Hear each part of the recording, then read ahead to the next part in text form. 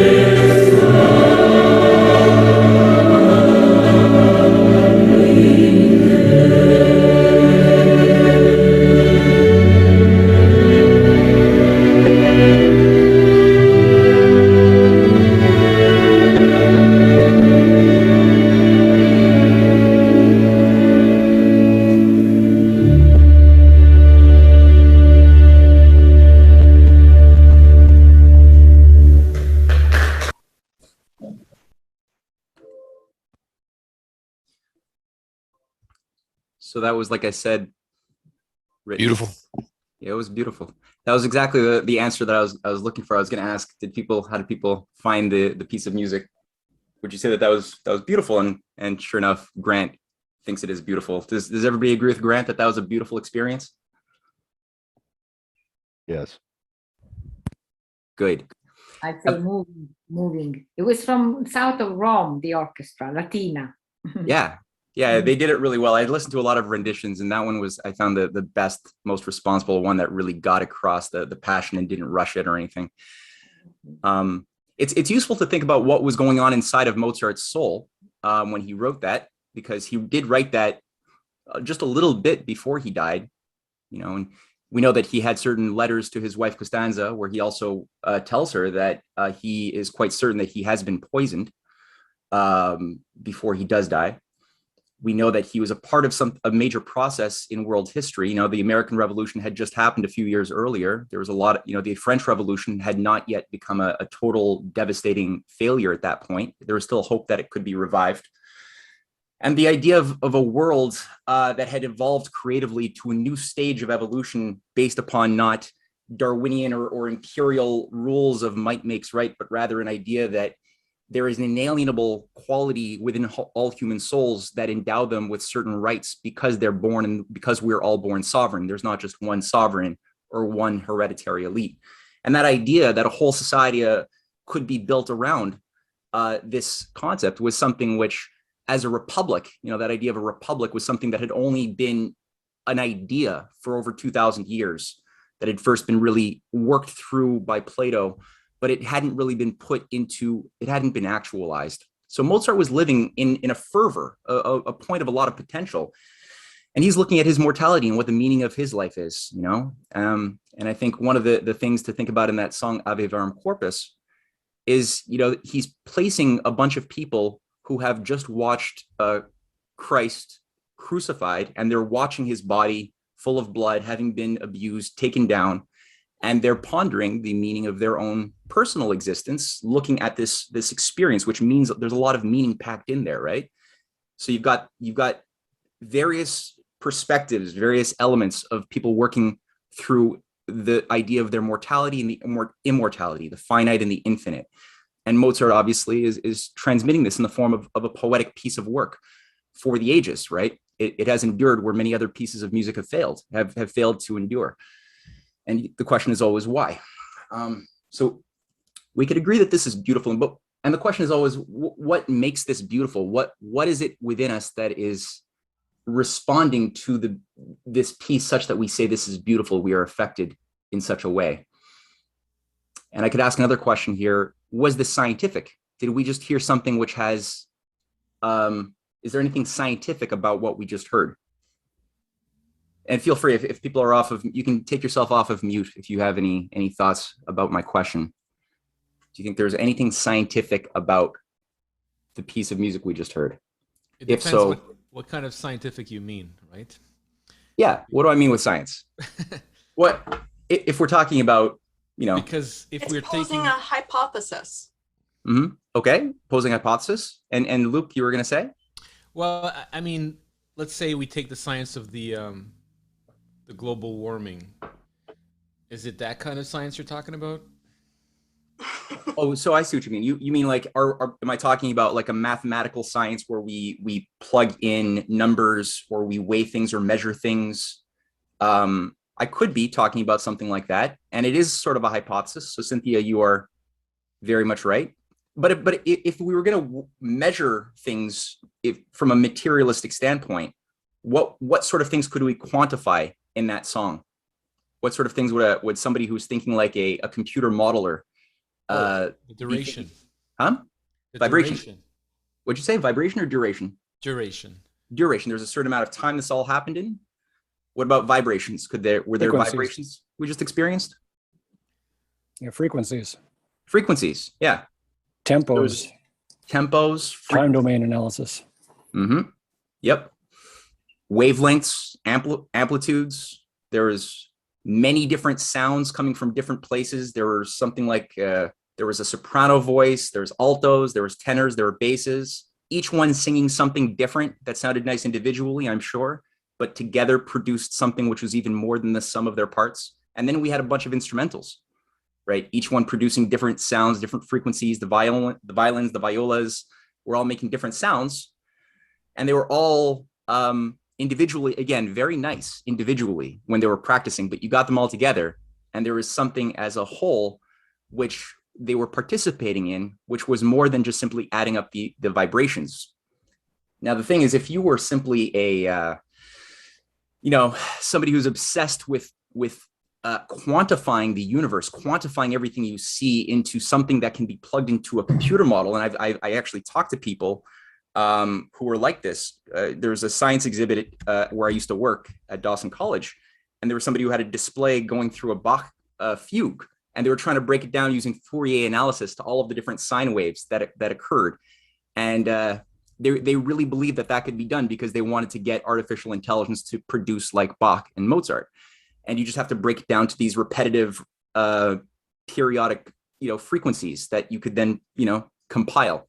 And the whole in that person's mind, the whole idea of what made the music was contained in the sum of the parts, the things that could be quantified. So the quality was enslaved in their minds to quantity, which gets me at the point of this class. Because I would say if you're coming at this from the standpoint of Pythagoras or Mozart, you could not, it would be incompetent to try to extract the soul from the creation. The thing that was created is the effect of the soul. The soul itself of Mozart is affecting our souls, right? And this is an inextricable part of either great music, great art, or great science. And this is something which, if this seems alien, should show us or give us a sign that there might be interests who are trying to subvert what should be a more self-evident fact of life. Can people see the screen right now? Yes. Okay. Yes. Oh, we can see if your notes section though. I don't even have notes. How do I get rid of that? Okay, let's try it this way. Go under display settings. Oh, it's doing it again. Display settings. You see the three options on the top? Oh. Up here? No. Well, now No, where you were before, Matt. Oh. Here? Oh. Display settings. Now what do I do? Swap. Oh, okay. Good. Thank you, Luke. No problem. So who do we have here? There's three figures that in the course of my presentation, and I do apologize if this goes on a little bit long, but I want this to be special, and I'm going to try to, like I said, do justice to these concepts. The three figures that I have here are the people I'm going to focus on in the course of this presentation. We have on the right, Johannes Kepler. We have on the left, a scientist who passed away in 1988, who is not well enough known, Dr. Robert Moon, who picked up the torch and revived a certain way of thinking in the 1980s. And introduce new hypotheses that are very fruitful that I don't think very many people have picked up on. And in the middle is a rendition by Raphael Sanzio of Pythagoras in the School of Athens mural at the Vatican. Pythagoras is there working on one of his geometrical proofs. And I'm going to unpack this in sort of 3 or 4 parts. The first thing to get across, our society's in a lot of trouble. I don't think that that's a very controversial thing to say. There's a lot of confusion, a major lack of sense of solution concepts on the one hand, and even a lack of ability to recognize what are the causes of our real problems that are threatening our species. And it's weird that we should be in such a crisis, considering that with the 8 billion people on the earth, we often celebrate ourselves as being in the great enlightened secular era where the superstitious, mythologies of the past that once animated the human zeitgeist are long gone. The Enlightenment era has brought us to a new place where science has become a replacement for the old religion. the old ideas of God and soul, that's all been replaced. Now we're in an era where we really can talk definitively about the universe scientifically. And I think part of this hubris, this lack of humility, is in many ways caused by a lack of understanding of what real science is on the one hand, and a tendency to want to try to plug everything into mathematical formulas and computer models. And what you have in front of us, if is a consensus view, I think, for most of the Western standard model theorists of modern science, of what makes up all of physical space-time, both in space and in time. So this is a model of the Big Bang timeline, a theory that is very dominant, which showcases 13.7 billion years ago, a point when something called the Big Bang happened, which we're able to calculate down to the picosecond, at which point there was a big period of inflation, what they call a quark soup. Then you had the creation of the first protons, and then right after the first second is over, now we have a big freeze begin, and the first helium nuclei are being created. And that's when the atoms started forming of the periodic table. And they just kept on growing as all of a sudden first galaxies about 1 billion years ago started appearing. And then stars, and then our sun appeared about 9 billion years ago. And here we are today. And this is like this satisfies a lot of people, unfortunately, seeing this model. They're actually like, oh, okay, we really know everything. And I know myself, years and years ago, I actually had an argument with somebody, and this person was telling me that there's so much we don't know. And I was telling him, no. Mathematics has solved all of these problems. It's just a matter of ironing out the details. I read it in a book somewhere. I believe that.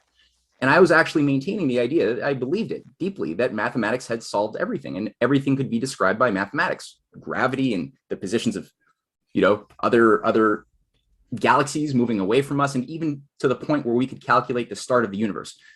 And the absurdities are just lost on people. The fact that in this system, it is presumed on the one hand that there was a time before there was existence, that existence came out of non-existence. Because what's in the black, that's another thing people often ignore, is like, what's in all the black area outside of the universe? It's a bunch of nothing, right? So we live in a giant ocean of nothingness in which things exist that have been growing. And where's it going? If you believe in this model, based on certain readings, certain interpretations of data, you would conclude by extrapolating this type of thing into the future that we're going towards probably a big heat death, when things have moved so far away from each other, if it's all expanding, that they'll stop having any significant effect on each other. Any galaxy will stop having an effect on galaxies. Stars will stop having an effect on stars. And ultimately, that will induce a giant heat death of the universe, where we return back to the norm, the normality, which was the big blah of nothingness. It's very nihilistic. It's very existential. And people who, I think, find themselves in the cage where they think that this is legitimate science, not only lose the ability to find the divine and the love of the divine and the awe in nature, which one should have as a healthy person, whether an artist or a scientist or whomever. You should have an awe of the beauty of creation and your part in that creation, but it's lost if you think that it's all been described and that's all it is, right? There's ultimately no greater point to it. Your life ultimately is trapped within a system that is meaningless, because it's all going into heat death or big crunch, and it might all just happen again, who knows? But the point is, it doesn't really matter in any longer schemata of things, how our lives were really spent. So in dealing with this problem, we're going to introduce the character first of Dr. Moon briefly. I'm going to go through his discovery or his hypothesis at the end of the presentation, but first to introduce him.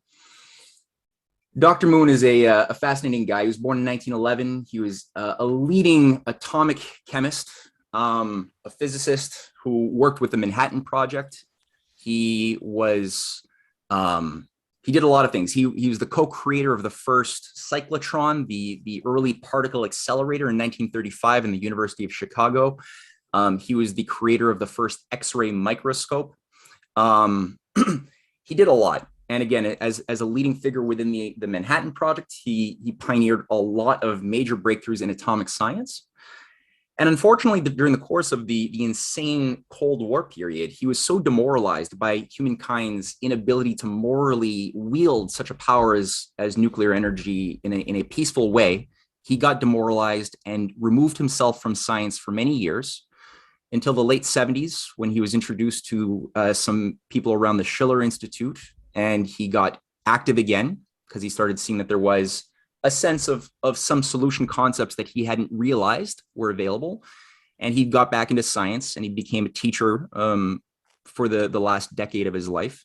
And in the course of that last decade, he came up with a very innovative model of the periodic table of elements and the possible geometry shaping all of the atoms, because he wasn't just treating the atoms as individual things with as we've seen from the Bohr model and a lot of other models. You've got a nucleus, and then you got a bunch of orbitals where electrons go, and each time you have more electrons, it creates a new element, or it's a sign that there's a new element there. And he's like, that ignores some very fundamentally important truths. And he approached it, and this is a teaser there, that is one exemplar of his model, which you see there of an octahedron inside of an icosahedron. That's one element of the model that he put together to find a more rational, beautiful explanation for the ordering principle of the periodic table of elements. We're going to go into this in more detail. But one of the things he said in a lecture in 1985 or 86, he said, "We do have a means whereby each and every one of us must, to some extent, be aware of everything in the universe.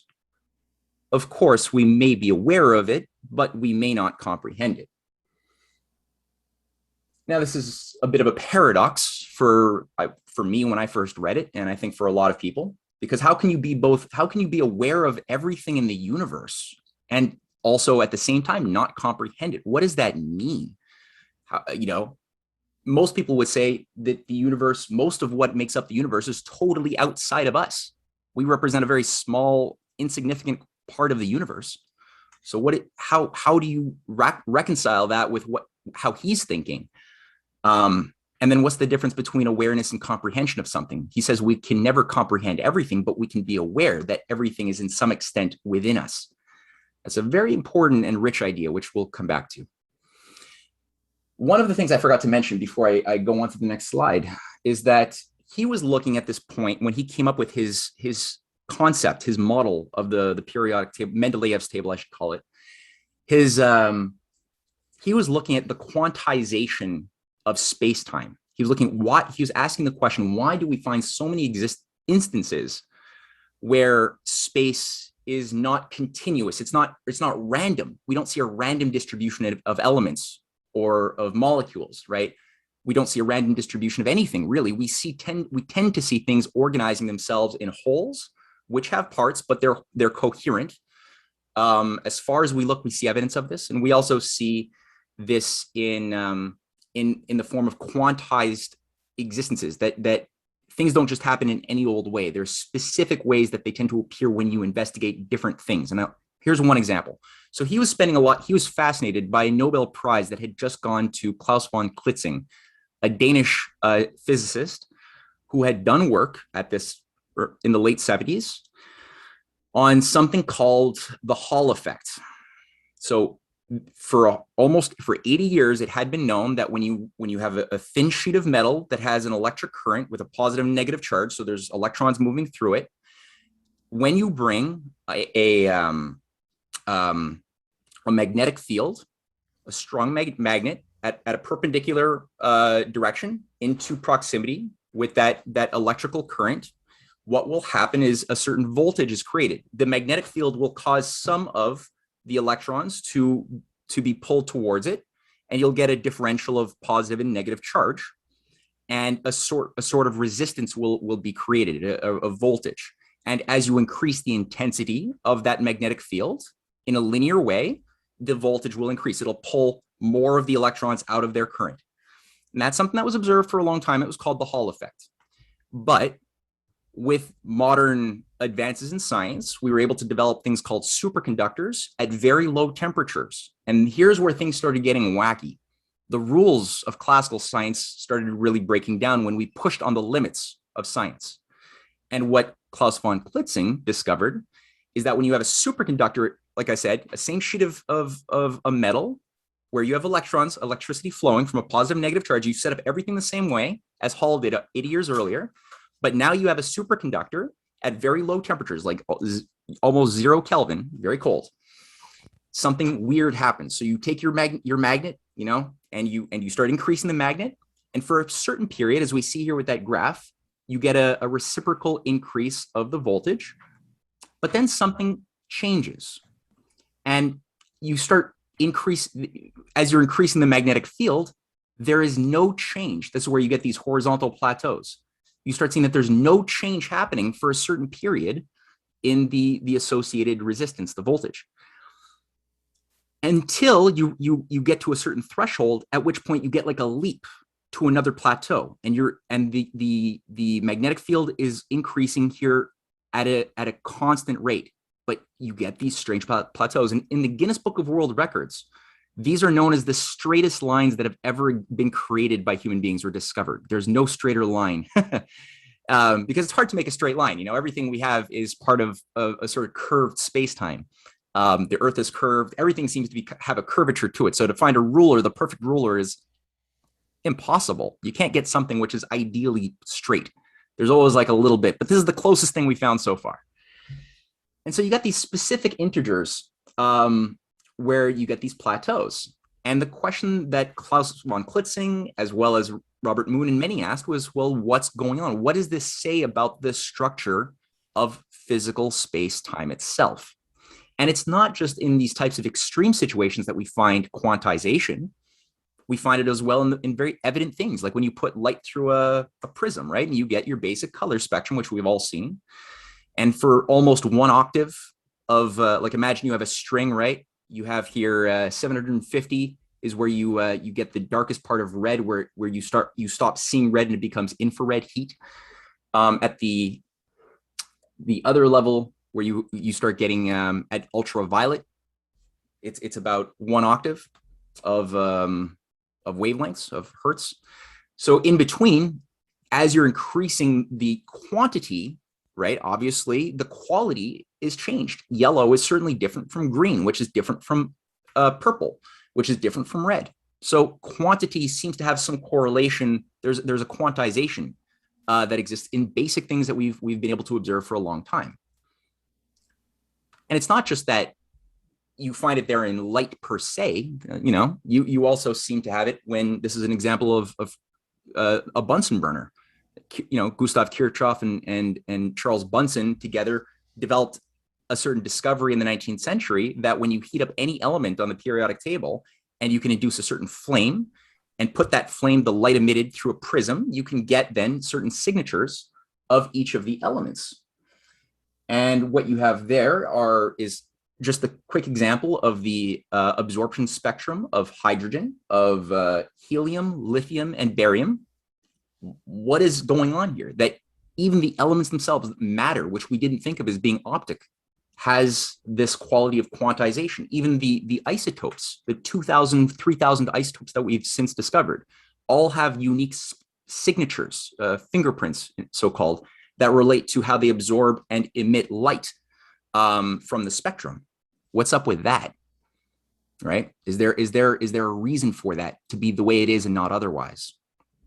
That's the sort of thing that potent scientists are always asking, that sort of question. That's what Dmitry Mendeleev was asking when he was asking, why do we see the arrangement of the periodic table? Well, it wasn't called the periodic table. Why do we see the arrangement of these elements that are these seemingly irreducible substances? You know, you can do electrolysis, you can do a variety of things to separate elements into simpler and simpler parts that are first compounds. And then you can break them down until you can't break them down anymore. And he's asking, well, we've known about like 60 of them. This is Mendeleev speaking now. What is the organizing principle? Why are they the way they are and not some other way?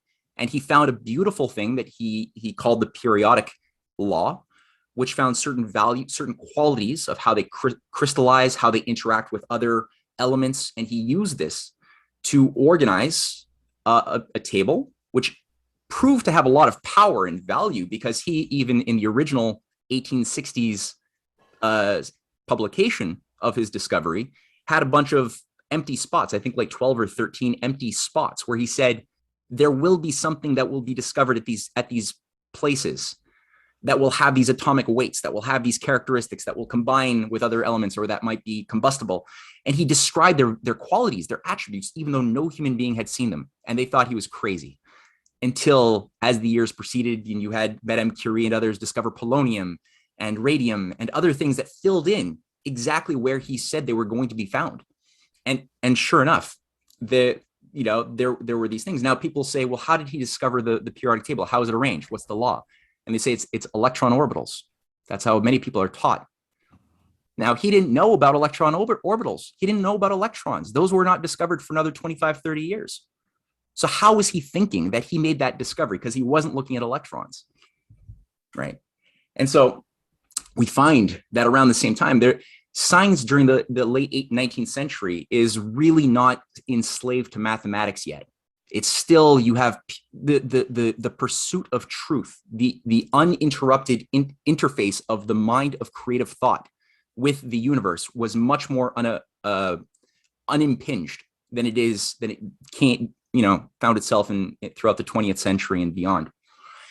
But we see that people are looking again at the electromagnetic values of the different elements as well. And keep in mind that people like Mendeleev are also thinking about the cosmology of the elements. How are they created? People back then are already coming to an understanding that there are suns, there is a universe of creative process going on that is generating these periodic, these elements, these atoms. We don't understand most of it, but we know that it didn't come out of thin air. It didn't come out of nothing. Nothing can come out of nothing. Even if you're a Big Bang theorist, you should be able to accept that something can't come out of nothing. Nothing can come out of nothing. That's an absurdity. But so what we have there is a one artist's rendition of the type of process going on around just our Earth, right? Where we have a constant influx, a stream there's a coronal mass ejection coming through. You have helium-3, you have all sorts of elements being generated by things we don't understand within the sun, within other suns, within other supernova that are constantly coming through the Earth, cycling through living processes, non-living processes, and are being mediated by these electromagnetic fields. Why are there just a couple of Van Allen belts? Why is one negative, one positive, which we only discovered a few decades ago? What's up with these magnetic fields more generally? Another place that Dr. Moon was looking at was the Schumann resonance, and Winfried Otto Schumann was a great scientist who in 1952 discovered that there aren't just infinite wavelengths circulating between the ionosphere and the ground of the Earth. You have specific frequencies, extremely low frequency vibrations, which are being charged always by the constant stream of electricity, of lightning, of sprites, high level lightnings as well that occur in the upper stratosphere. So you have this constant environment, this electromagnetic environment, where we have things like the fundamental mode here. That's an example of one of the dominant resonances, is the famous 7.83 hertz. Then we have another one at 14 hertz that spikes as a maximum. You have these minimums too, keep in mind. Don't lose sight of the minimums, but you have the maximums, 7.83, 14, 20 hertz, 26 hertz, 33 hertz, 39 hertz. Why? Why do we see those and not other?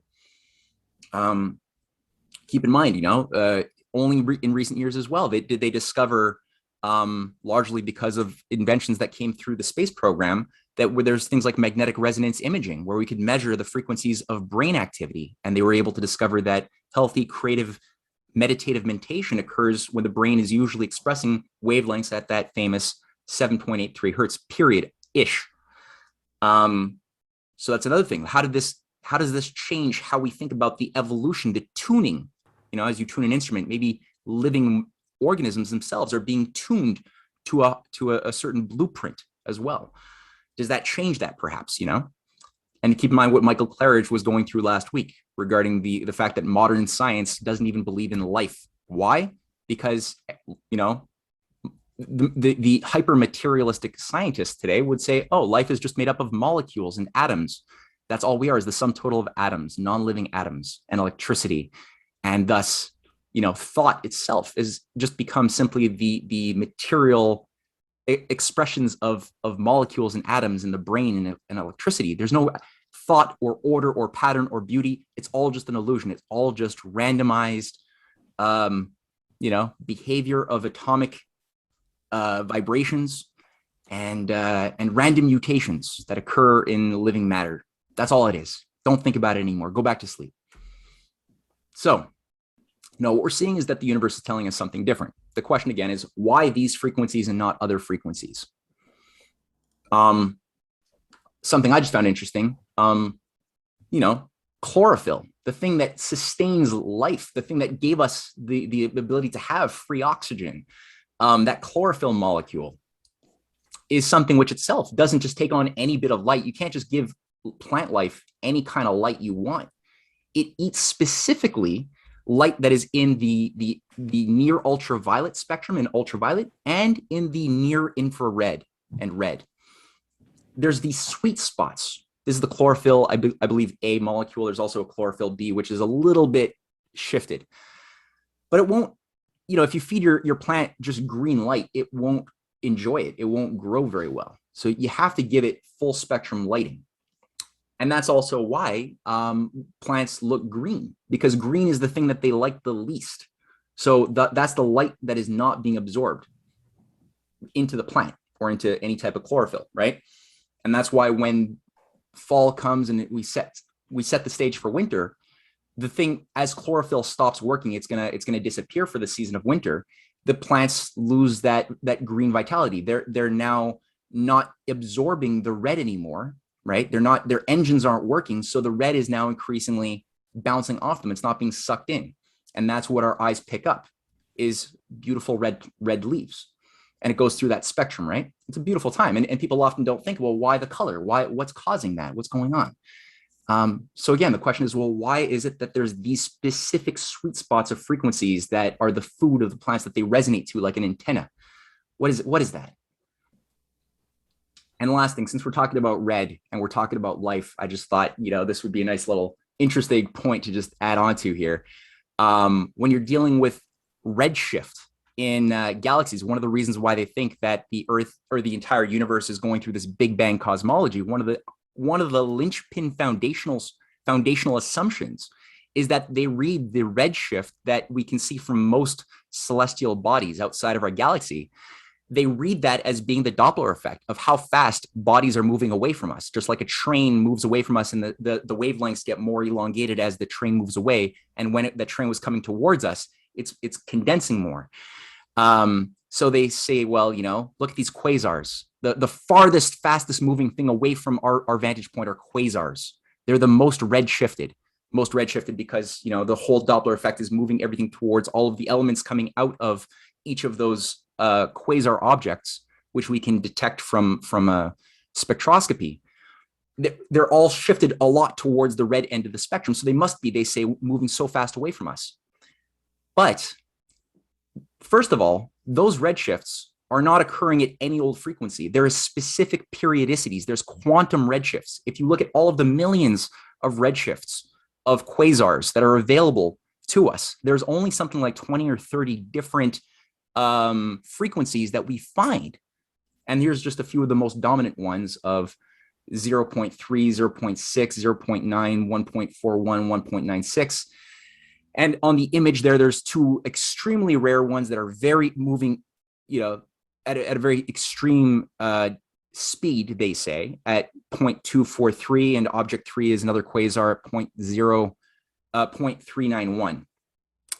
Now, the funny thing, and I got through this in another class, but Halton Arp, an amazing scientist who recently passed away, he's an incredible astronomer. He made a lot of enemies because he didn't want to ignore the paradoxes. He held on to the paradoxes. And one of the key paradoxes was that you find the reality of these peculiar galaxy formations all over the place, where galaxies, and here's two, a small and a large galaxy, they're spiral galaxies that have very different redshifts, indicating that they would be thousands, if not more, light years away from each other. And yet you find these examples of these filamentary material connections. And in a statistically anomaly high amount of places, you find these within the filaments, you find the quasars, which are again millions of light years away according to the current reading. So his view was that no, there's actually an intrinsic redshift, that the redshift is not a sign of how fast things are moving away from us. It's that there is a quality built into the space-time of each of these galaxies that indicate more of the sort of thing you would see from life, that we're witnessing galaxies. When we're looking at a quasar, we're looking at a very young galaxy having been seeded from another galaxy.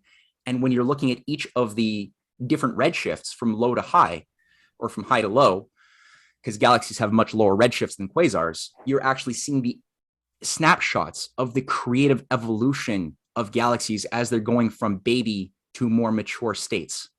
And there's a whole class I did on that. But all that to say, you've got periodicities there too. Why those periodicities, right? Why do they seem to go through these quantum leaps? So back to Robert Moon, where he basically comes up with in the course of his speech to his students, he says, the quantization of space and time that just struck like a bolt of lightning. Then the next thing that struck me was, well, if space is going to be quantized, it should be quantized with the highest degree of symmetry. And so that immediately said, well, those are the Platonic solids.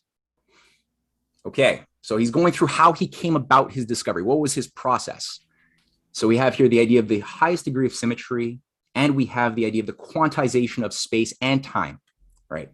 So this now takes us now into what he was reading, because when he was making this discovery, he was reading primarily two things, as far as I've been told from those who were friends with him. Plato's Timaeus.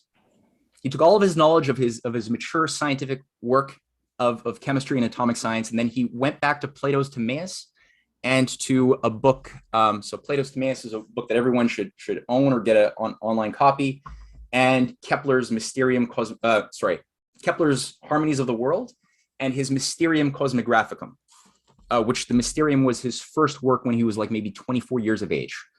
And Kepler himself was reviving a lost method that had last been seen in such a clear way in Plato's works, and especially in the Timaeus dialogue, which we're going to go through, which deals with questions of the one, the many, the infinite, and the method of honest thinking. For those who don't know, this is one artistic expression of Plato disputing matters of great importance, obviously, with somebody who's reported to be a student, but is actually not a student. That's a mythology. That's Aristotle there. Aristotle was in his academy, but to say he was his student is a lie. He was actually there to undermine his academy from within, as Plato was a very old man at the time, and Aristotle was deployed to subvert the potent mode of thinking that was prevalent within the academy, which also had a lot of political and military expression too, as Cynthia has beautifully gone through in her class on Plato's clash with the cult of Delphi. So what you have there is Plato carrying his famous Timaeus dialogue. You have Aristotle carrying his Nicomachean Ethics.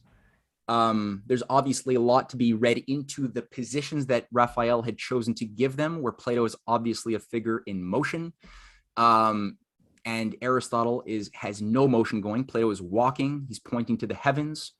Aristotle is absolutely rigid, fixed, pointing to the physical ground. And you could see that there's definitely not an accord with something, again, of great importance. And if you read the writings of the Ethics and Timaeus and compare how they're both thinking about the nature of morality, causality, freedom, everything, you will get a very good sense of what the dispute is about. But this is a wonderful physical expression of it from the school of Athens, the same painting that has the painting of Pythagoras I showed at the beginning.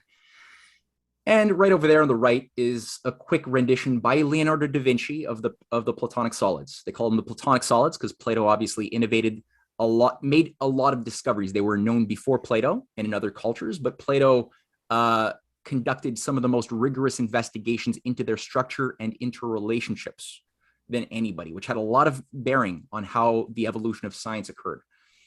So there you have the icosahedron, the octahedron, a sphere. You have the dodecahedron on the bottom left. You have the tetrahedron, and you have the cube. And just quickly, what are the characteristics of these things? You know, Dr. Moon said that they have the greatest symmetry, and that's true. There are only 5 of them, first of all. There cannot be more than 5 Platonic solids that have these characteristics. You can have more than 5 solids, but you can't have more than 5 Platonic solids, which already there, why just 5, right? We're talking about quantization. Why 5? Why not 7? Why not 30? Why not infinite? Why is it only 5 that are made possible? What does that tell us, right? Because the study of these, the construction of these tells us more than you might imagine about your own mind working and how your mind works as a subjective entity in an objective universe that is a part of that universe by investigating them. And this is why this class that I'm giving is a little bit difficult, because in the past, when I talked about this, it's always been with physical people with paper and compasses around me, where you can get a little bit more hands dirty, like get your hands dirty. This is going to be more image based, and I'm sorry for that, but it's the best thing we've got right now. So there's 5 of them. Each one is a polyhedron. That means that each of the faces have similar faces, that there's the same 3-dimensional internal angles within each of the vertices inside of the shapes. They're convex. There's no dents or indentations. And what's more important, even though each one is different, they have these common characteristics. One of the most important characteristics is that you could put them all inside of a sphere of a similar radius, right? Also, and when you do that, you get certain relationships that occur. When you, inside of each sphere, so the sphere that they are inside, each one will have a vertex touching the inner surface of the sphere, the shell, and each one can have a sphere inside where that sphere is touching the center face of each of the solids. It's a good exercise to go and on your own to think, why can't I make more than 5, right? Start by cutting out some triangles, equilateral triangles and squares and pentagons, because that's all that they're made up of. And see if you could place them together, you know, cut out maybe 20 of each and play with them and see why you can only make 5. And you can't know it theoretically. You have to really get in there and actually do it to fully know why you can only make 5 and not more. So again, certain relationships occur when you look at the radiuses of inside and outside circles, right? Spheres, I should say. That's important. Now, here we have I love this little section. The Philebus dialogue for me is one of the most potent dialogues by Plato. I love it, but there's so many good ones. But there's one little part where Plato, well, speaking through Socrates' voice, is talking to Protarchus. And the whole thing is about the nature of pleasure and good and evil, and how do we evaluate right and wrong and good and evil? Is it through pleasure and pain that we do that, or is there a higher standard? If so, what is it? And at this point, he's starting to look at the question of the one, the many, and the infinite. And Protarchus is trying to say, well, what is it? What is this thing that you're saying? What's this way of thinking? And Socrates is saying, well, it's one which may be easily pointed out, but is by no means easy of application. It is the parent of all the discoveries in the arts. And he's like, tell us what it is. And they're all written in the form of these little dramas that have to be acted. But Socrates says, it is a gift from heaven, which, as I conceive, the gods tossed among men by the hands of a new Prometheus. That is the character who stole fire from Zeus and gave it to man and was punished and tortured for the crime of sharing the knowledge of fire and math and astronomy and the arts with man. Beautiful story. So anyway, it's the gods tossed among men by the hands of a new Prometheus, and therewith a blaze of light, and the ancients, who were our betters and nearer the gods than we are, handed down the tradition that whatever things are said to be are composed of one and many, and have the finite and infinite implanted in them. Seeing then that such is the order of the world, we too ought in every inquiry to begin by laying down one idea of that which is the subject of inquiry. This unity we shall find in everything. Having found the unity, we may next proceed to look for 2, if there be 2, or if not, then for 3, or some other number, subdividing each of these units until at last the unity with which we began is seen not only to be one and many and infinite, but also a definite number.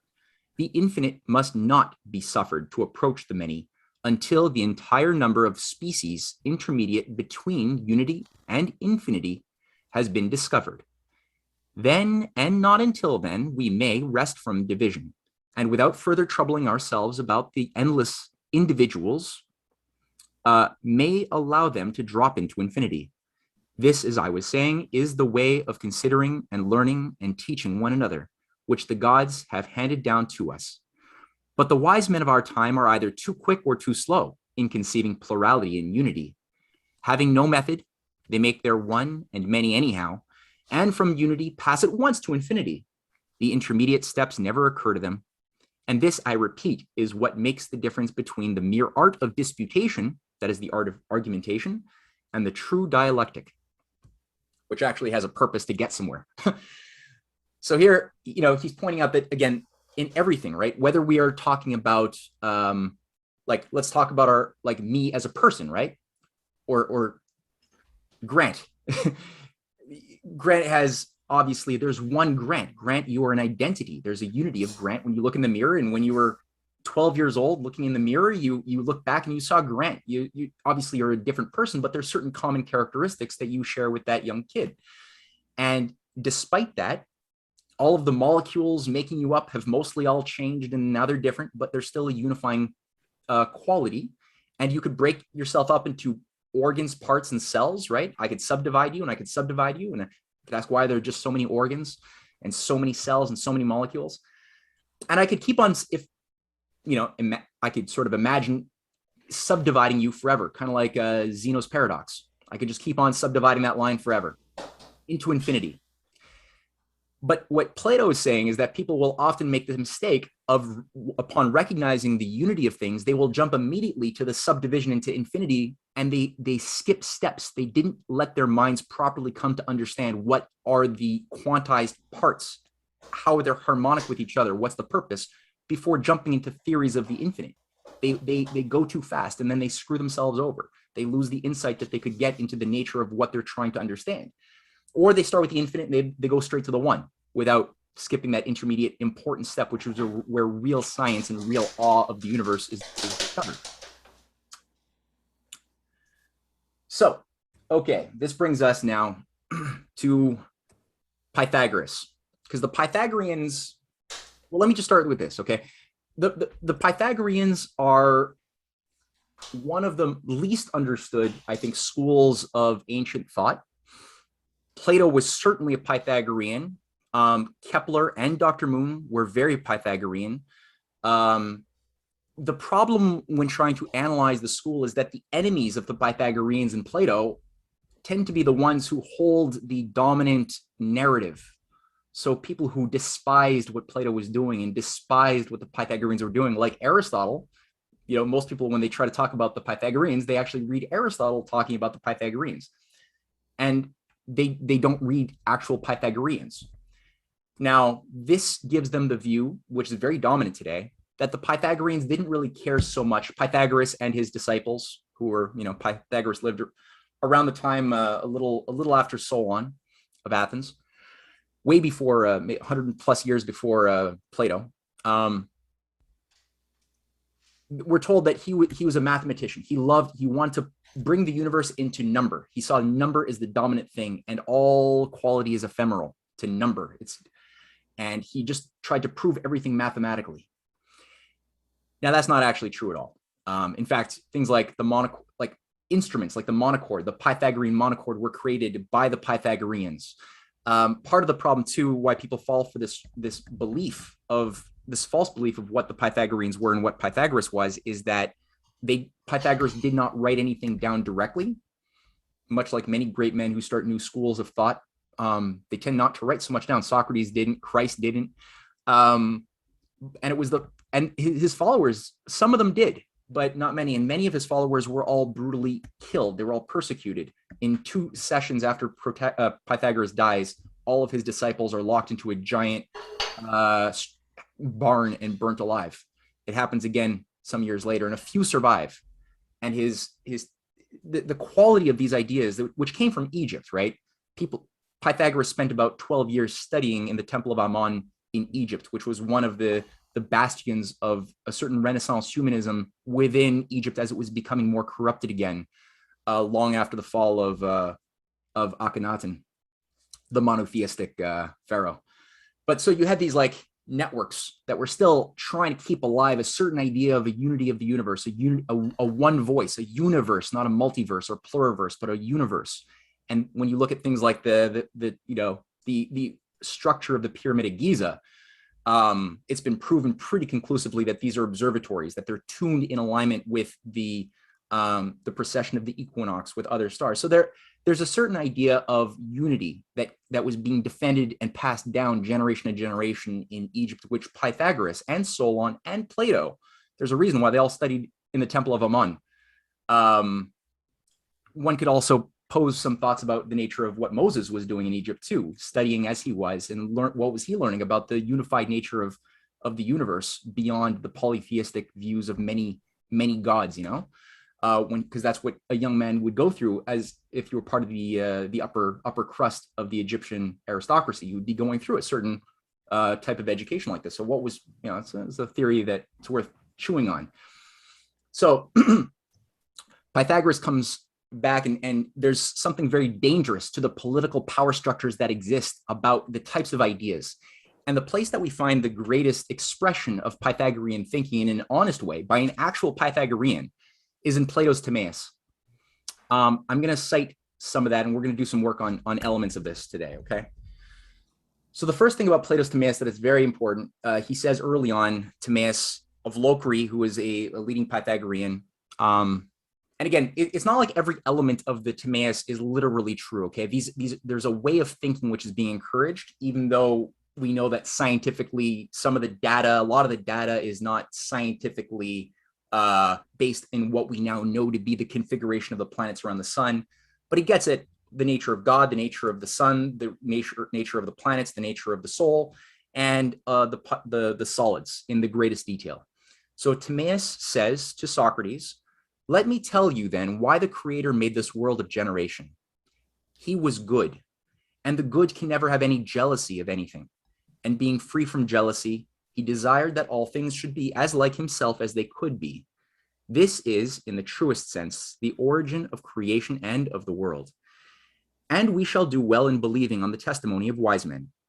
God desired that all things should be good and nothing bad. So as far as this was attainable. Wherefore also, finding the whole visible sphere not at rest, but moving in an irregular and disorderly fashion, out of disorder he brought order, considering that this was in every way better than the other." So here's an early hypothesis about the nature of creation itself. How do you find the nature of our relationship, right, as a little mini microcosm of the universe, of man made in the image of the Creator, as a living image of the Creator, not a dead image of a Creator that just made dead laws? And this really is the whole point of the Timaeus dialogue that he handles in a variety of ways. A point also to keep in mind is that the early church fathers of the Christian church, and also of Rabbi Philo of Alexandria, who worked with the Apostle Peter, also studied the Timaeus deeply and wrote his Cosmos, Philo's Cosmos, which was essentially a recapitulation of this. Origen, who was an early church father before the Council of Nicaea, was a devotee. He was a Pythagorean who studied and kept the Timaeus alive in many ways, as he was the head of the Library of Alexandria. Also, St. Augustine, St. Irenaeus of Lyons, Eusebius is another one.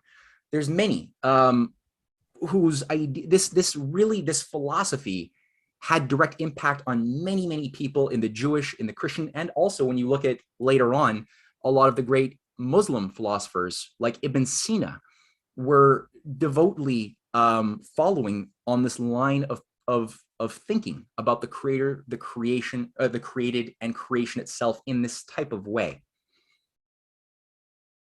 So again, order, chaos, right? How does an early human being make sense of this? living thousands of years before satellites or anything like that.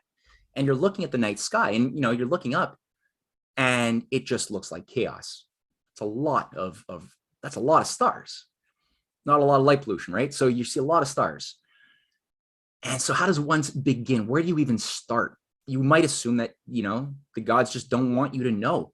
It's just there to be awed upon, right? To just look with mouth agape at the amazing unknowability of it all and just bask in your own irrelevance. Maybe that's what some people got out of that, but some others didn't.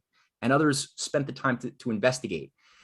And when you look at the universe, especially if you could see the North Pole, what tends to happen this is a one extended exposure time of one rotation. I don't know how many hours is going on here, but you start seeing around the pole star, which doesn't really move very much relative to us.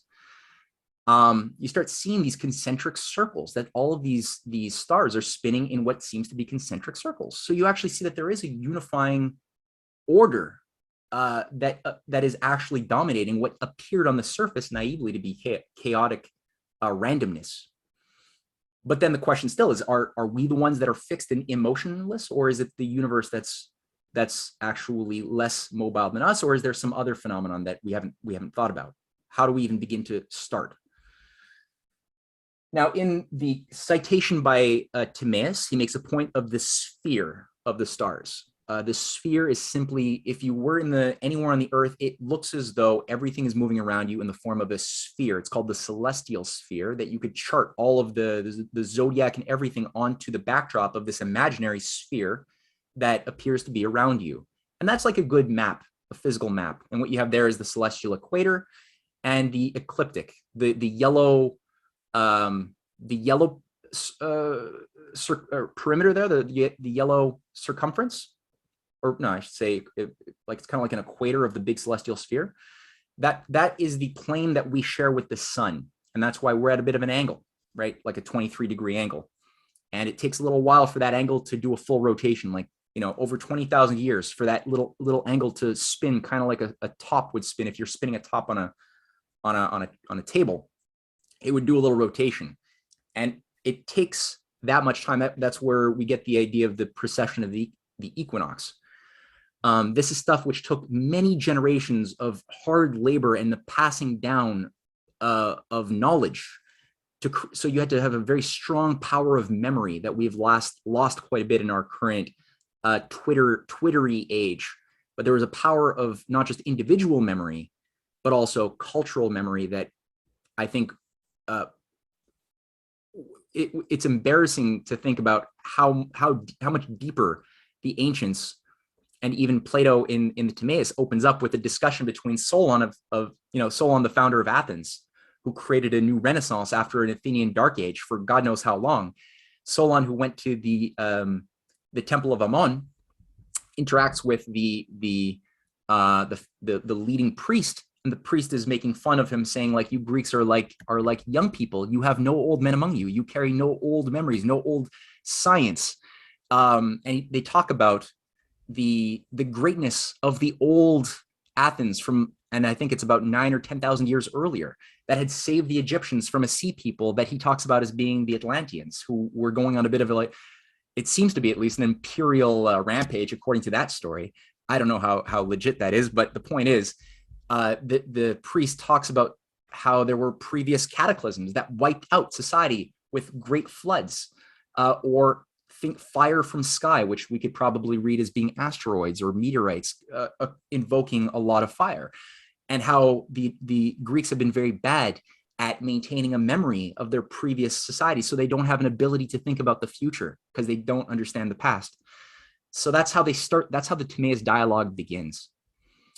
So it's useful just to go through what would be the mental experiences of the early people looking at the night sky, right? One thing about the stars is that they're not all equal. While if you stayed out and just stared and measured the position of a lot of the stars, they would all be going in the same direction relative to where you're sitting. But some of them wouldn't. And here's an example of some weird stars, which came to be called wanderers. And if you just followed a couple of them, like here's one example with the yellow arrow, come back the next night at the same time, everything else is around the same as it was the previous night, except that star is now changed from here to here, right? And the next night it's moved again, and come back like 8 days later and it's moved in a totally different part of the night sky. I think what you got there is probably Scorpio, and I'm not sure what the other constellation is, but the point is, this is where the idea of planets came from. We didn't know what they were exactly, but they called them wanderers.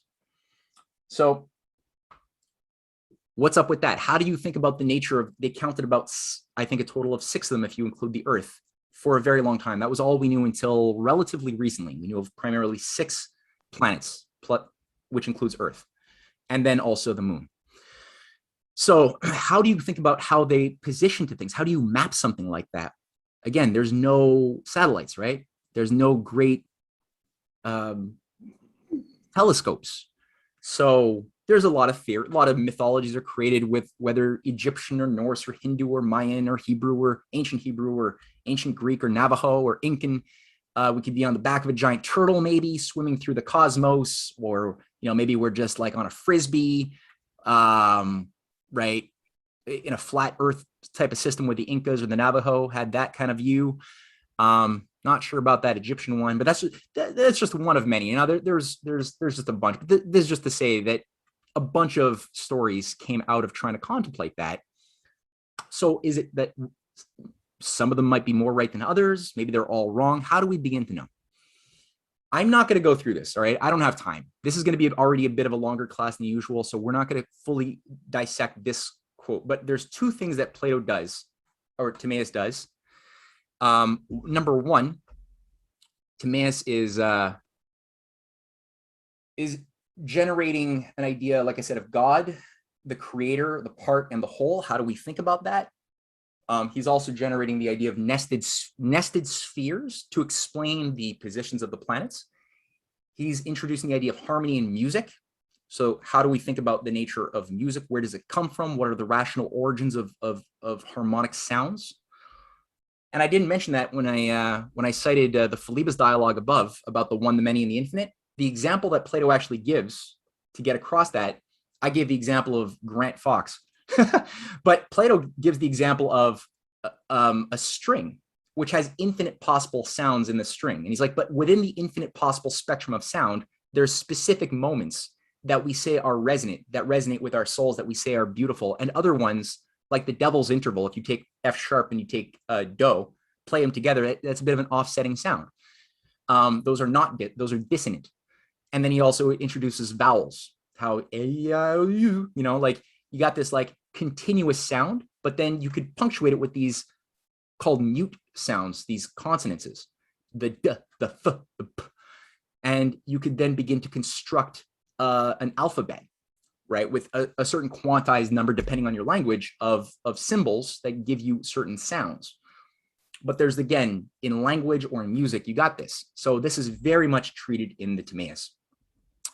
So I'm not going to read this, but what I will try to do is an experiment. If this is something which people find a little bit difficult to follow, tell me. You could be off of mute. What I'm going to do is turn on my Photoshop, and I'm going to do something for the first time here, okay? But I just want to give people a quick sense of how Plato, or how Timaeus, organized the Pythagorean view or understanding of the solar system. For some reason, sorry. Okay, can you guys see a Photoshop screen right now? No. Sorry, was that a yes? No. You can't see a Photoshop screen? Yes. Okay, Yes, yes, we can. Yes. Irina, do you see a smiley face right now? Yes. Okay, good. That's a Photoshop screen. Okay, so just to try to be as quick as possible, there's several concepts here that are raised. It is not purely mathematical, but what Timaeus is actually breaking through when he's dealing with the construction and the divisions, the reasons for the divisions of proportions within a string between a minimum which is, let's say, a string of 1, and a maximum, which is a string of length 2, you double it, is the following. So we have here a lot of importance that's placed on the harmonic, the arithmetic,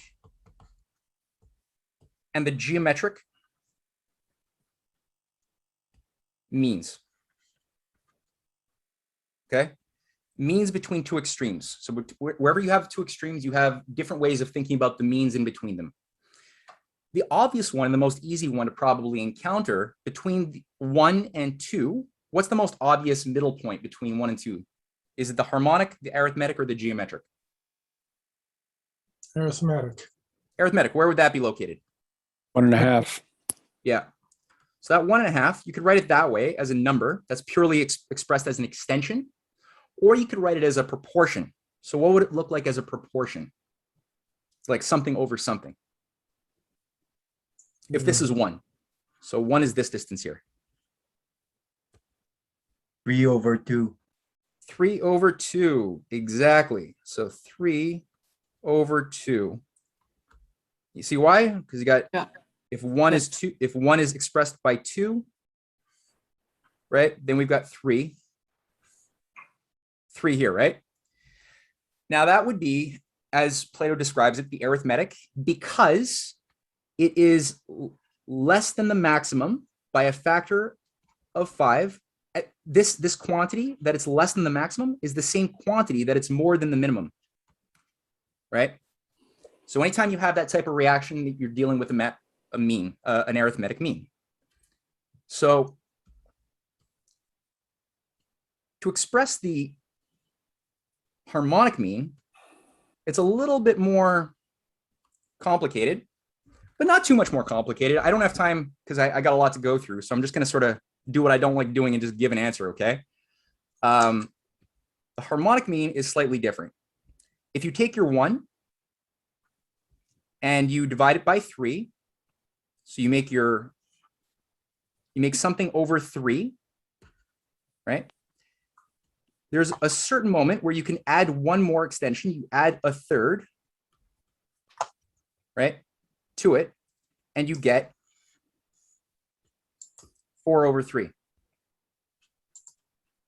So that 4/3 is the harmonic mean. 4/3. Arithmetic is 3/2. Okay. Now, why? Why does Timaeus, the Pythagorean, divide it that way? It's because the distance between this moment, 4/3 and 2, the maximum, it's not the same as this distance, right? It's a different quantity. The number is different. You guys see that? Yeah. So what is the same? The commonality is that from the standpoint, if 2 equals unity, then the relationship of 2 to 4/3 is 1/3. Because if this is all our unity, right, this is 1/3 of that whole. However, from the standpoint, if 1 equals unity, then this that blue is 1/3, right, equals blue. So it's 1/3 more than minimum and 1/3 less than maximum. So it's not the same quantity. It's not an arithmetic mean, but it's a harmonic mean for that reason, that the proportion of it being more is the same proportion as it being less than the maximum. So you have to look at the unity from two perspectives. It has two identities. It has the 1 and the 2.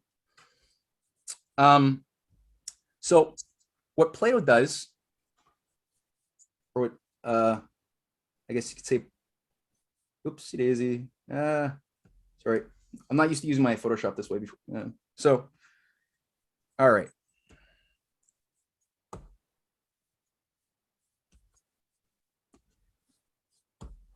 I'm doing this because up until now, there's not a very good theory that's been the idea of a reasonable ordering of the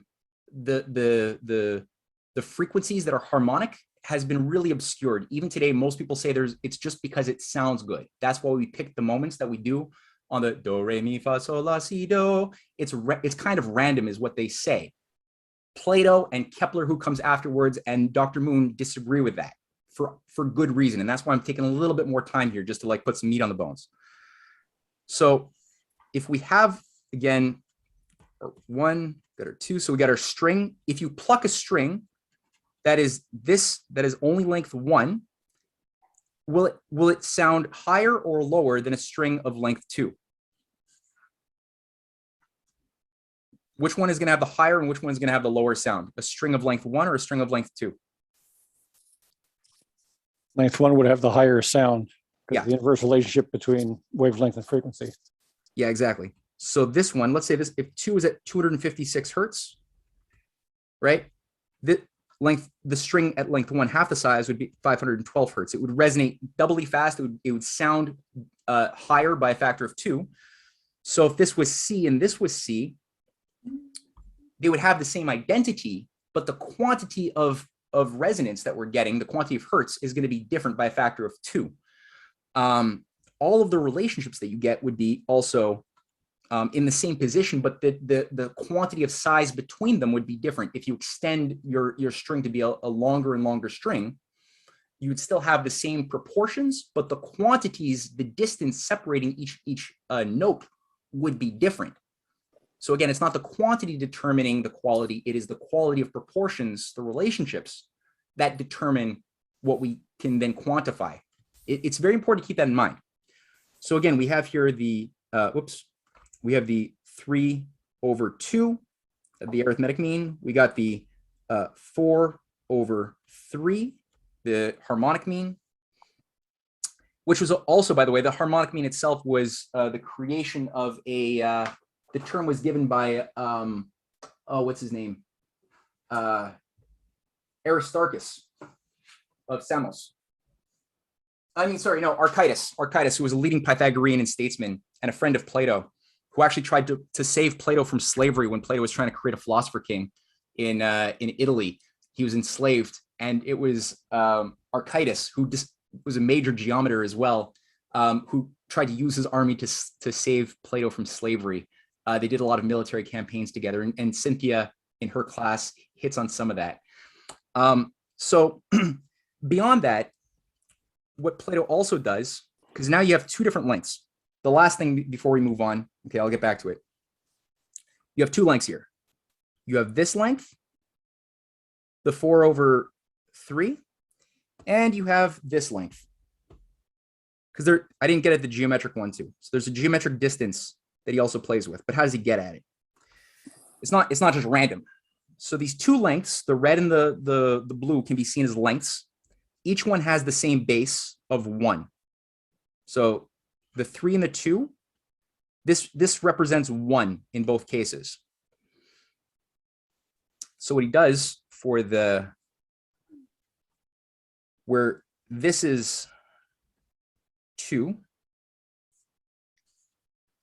and this is 3, and where, sorry, I'm sorry for the tedium again. I just, these are very sacred ideas. I don't want to just run by them. And where this is 3, right? So, and this is 4. Can you guys see that? Is that okay? Okay. We can't measure 2 from 3. If you try to take in a calculator, you take 3 and you try to divide it by 2, it doesn't work very well. They don't fit together. It's an incommensurable, right? It doesn't work. So what would he do? What should we do to try to fit 3 to 2 if we want to like find some common thing, right? What would we be able to do?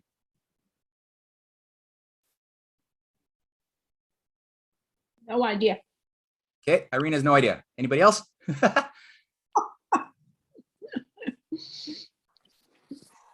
Gotta tap back into our inner high school selves, or So what do we do if we want to put them both on a similar metric and see what happens?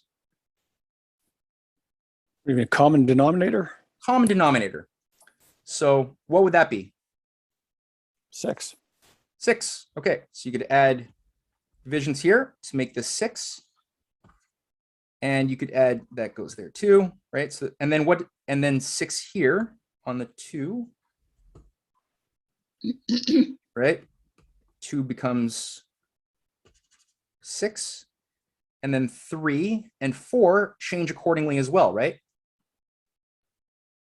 So what does 3 become? And what does 4 become? If the bottom 6, if 2 becomes 6, what does 3 become? 9. 9, exactly. And if 3 became 6, what does 4 become? 8. 8. Okay, so now we have two chords, 8 and 9. 8 and 9, or 9/8, becomes the geometric.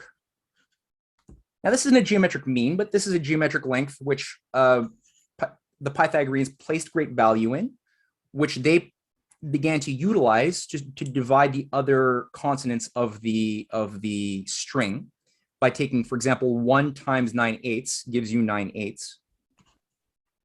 Then they took 9/8 times 9/8 times 9/8, which basically gives you another note here, which is approximately, not approximately, it is 81/64.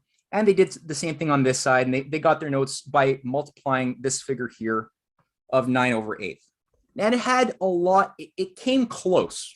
It came close to the type of resonance that we even utilize today, but there's places where it didn't really, it's not very satisfying. And to that degree, you could say maybe they were a little bit too stuck on the mathematics of it and the beauty of it, and they weren't flexible enough, maybe, you could say. But that was essentially the basis of logic that allowed Timaeus to organize, first of all, his idea of the string and the octave. The octave as well had this idea too of, he builds this up in the Timaeus of, you start with 1, God creates part of himself as the unity that he puts into everything. Then he doubles that to make it 2 is how the mythology goes. Doubles that to make it 4, doubles that again to make it 8. Introduces another element of growth from 1 to 3 to, in this case, let's see, 8 is here, 9, and then 27. So 27. The reason why he picks those numbers is for obvious, it's going to be more obvious. It's because the universe as a whole, one of the things we can know is that it's organized according to, so we have here 1D, 2D, 3D. You have length, you have area, and you have volume, right? So cubic numbers, square numbers, and regular numbers are a reflection of volumes, the quality of volume, the quality of area. And so when you're dealing with 1, it could be anything. 2 could be the first expression of like a line, right? 3 participates in both, like 3 participates in both line and also in volume, because, you know, you could have 1 plus 1 is 2, plus 1 is 3, so you can get a line, or you could do 1 and 1 and 1, and you can get a triangle, right? So it's sort of a mixed, it's a mixed one, which participates in trinity in both 2D and 1D. But the next one he has is 4, which is the first square number. So 2 times 2, or 2 squared, equals 4. And then he has 8. And that's the first cubic number, because 2 cubed is 2 times 2 times 2 equals 8, right? So it's the first cubic number. And then 9 is the second, it's 3 squared. And then 27 is 3 to the power of 3, 3 times 3 times 3. So it's the first, it's the second cubic number. And he takes these two strings and he wraps them as 2 great circles within the celestial sphere as his theory, around which the entire sphere of the night sky is organized. and one moves in one direction, the other moves in another direction. One is positive, one is negative. And he builds his theory of the nested solids. Stop share. He builds his theory of the nested solids that I was just showing based on that core concept, okay? But he doesn't yet go into the strings. Sorry, he doesn't yet go into the solids. Now, there's one last video I want to show on this idea before we move on. It's literally 40 seconds, just that somebody did. I don't have a monochord anymore, and I asked Patrick to make me one. He's going to do it, but I'd love to be able to have one physically with me, so this is going to have to do. This is going to give us just a few samples of what we've been talking about, okay? Infinite sounds, infinite continuous spectrum, right? Most basic harmony, 1-to-1. Both vibrations are the same. They're equally tightened. Same Are you length. sharing something? Oh, you don't see that? No. Okay, sorry. Let's do that one more time. Thank you, Magdalena. All right. Yeah, I was just entertaining myself there. Yeah. Here we go. Okay, can you guys see a monochord? Yeah, okay. So basically what I was saying is that's the continuous spectrum of sound. That's the most basic harmonic. Two equally length strings at equal slack, resonating at the exact same frequency. Sounds pretty good together.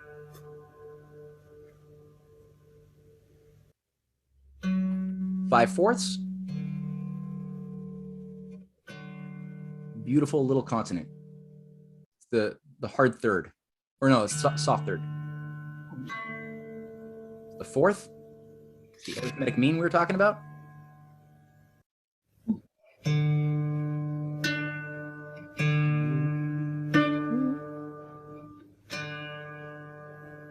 Okay.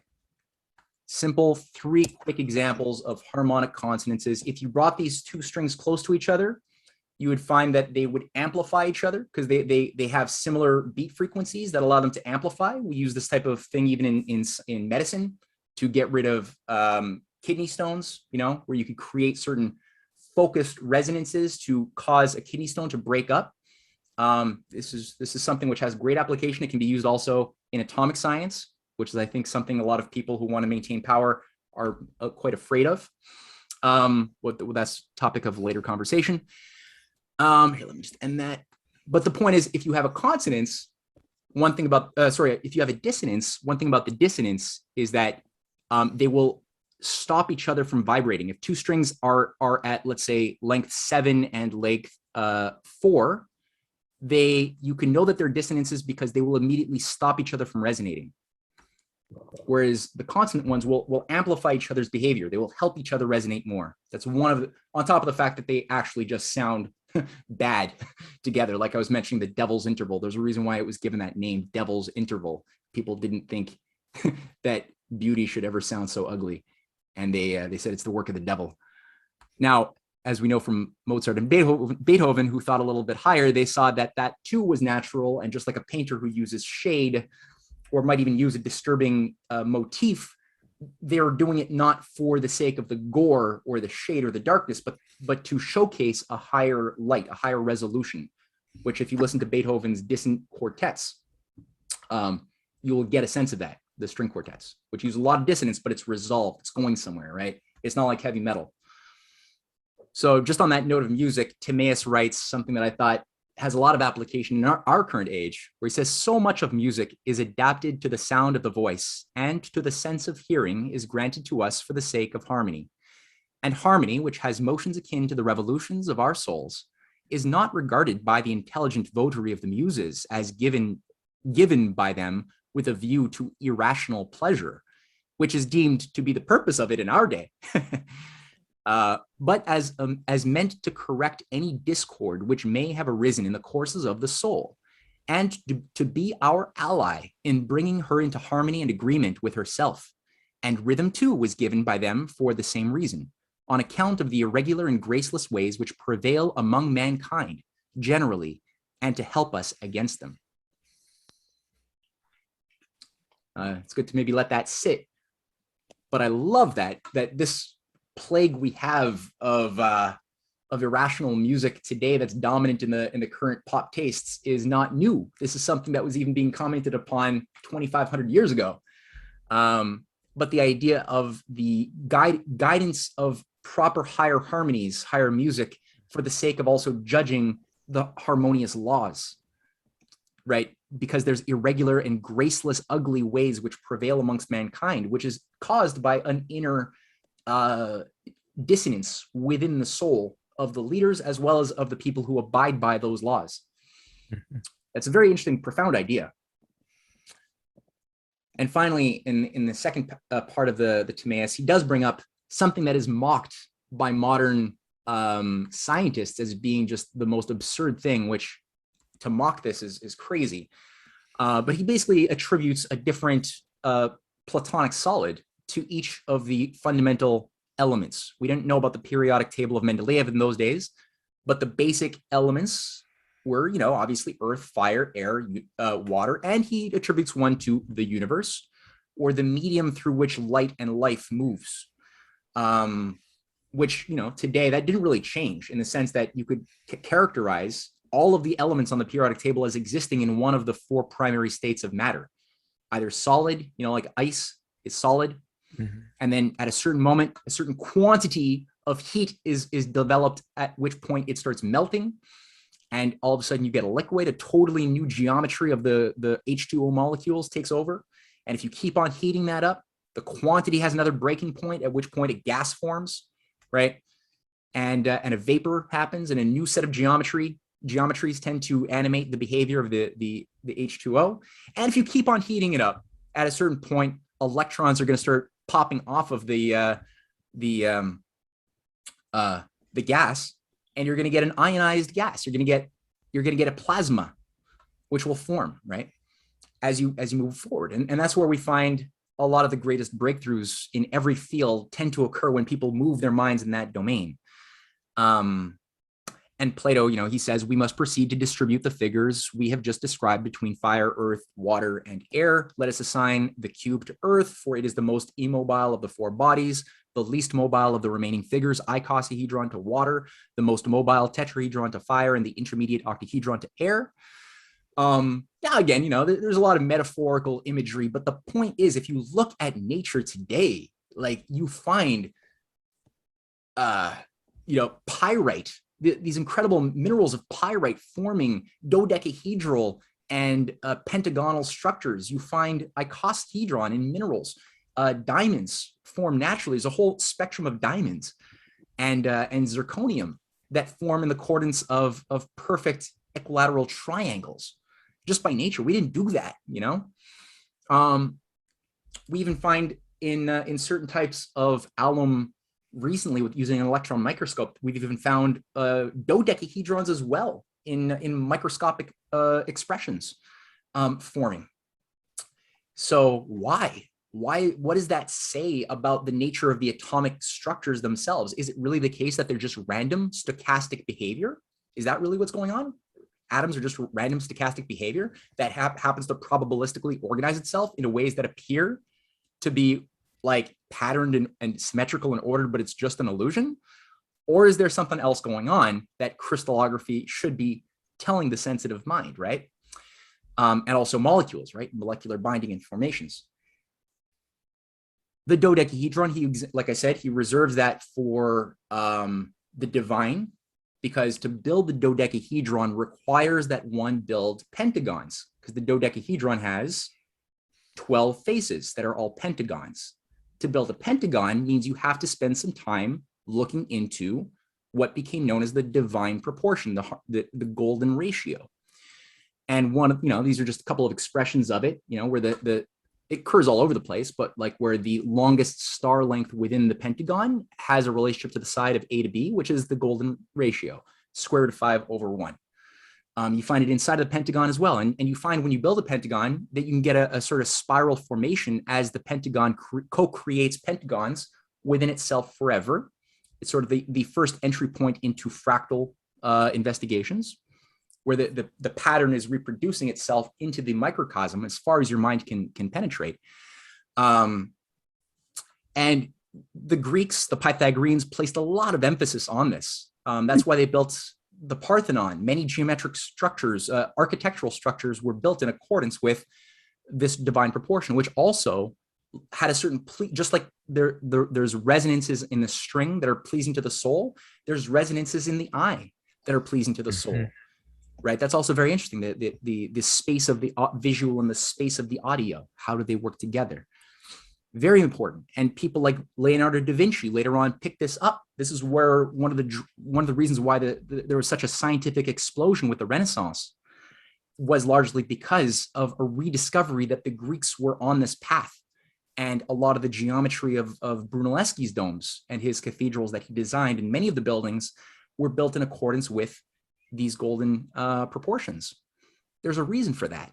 And so anyway, that was why he gave that the attribute of the divine, or what we might even consider perhaps to be akin to what it could be the ether, the medium through which all things, light moves and life moves between things, right? Where maybe instantaneous transmission of data might even be possible, even though every other domain requires a sort of space in time for things to move. Maybe there's another higher kairos above the chronos.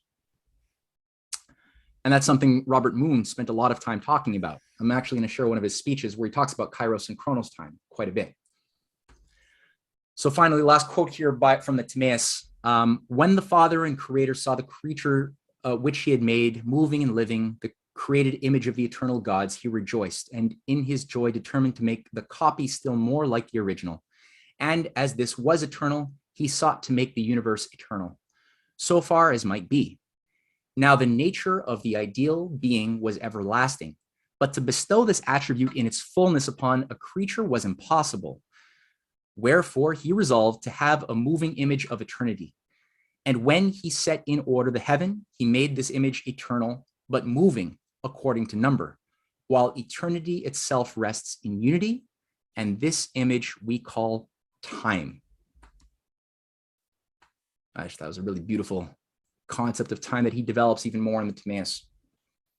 So unfortunately, as we know from history, after Plato dies, Aristotle's sophistry and the sophistry more generally contaminates the hell out of the minds of the elite and the masses of ancient Athens, which slips into ever greater rates of imperialism, destroying its neighbors that were formerly its allies in Sparta and beyond. And the society essentially proceeds to cannibalize itself.